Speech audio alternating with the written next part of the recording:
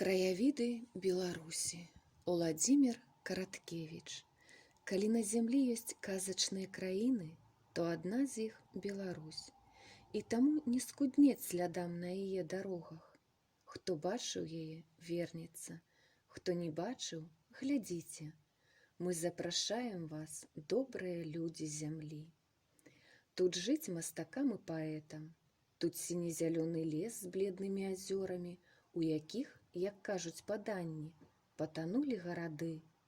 Чуеце ўначы звон падводных званоў? Спакойная моц Дняпра, што бяжыць між суровых урвішчаў, мяккія ўзгоркі Навагрудчыны і вечны шум першабытных лясоў Палесся. Яны шумяць пад лельчыцамі, шуміць, гамоніць тысячагадовы цар дуб.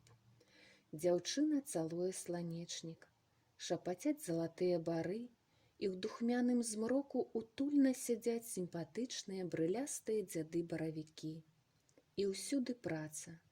Праца сціплага, упартага, моцнага народа, які ведае цану хлебу і любві, цану свабодзе, радзіме.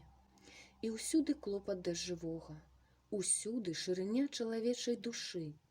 Наша прырода – гэта наша душа. Змрочныя, як старадаўнія балады, руіны замкаў, светлыя палацы і храмы, шыпшына на сонных вясковых могілках, свечы бяроз на палянах і зялёныя языкі ядлоўцаў у жыце.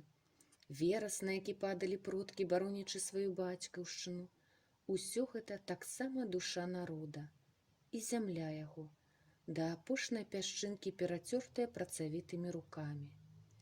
Чырвоныя захады і пахілае дрэва восені, бэсля закінутых капліц і сіні палёт сіваваронкі. Туман і залаты лубін – гэта мы. Мы з нашай зямлі, з неба, з магутнасці ляснога зубра і пошчакаў салаўя, самых пяшчотных у свеце.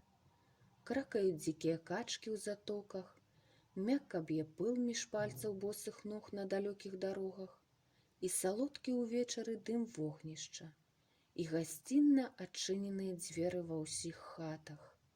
Ідзі, чалавек!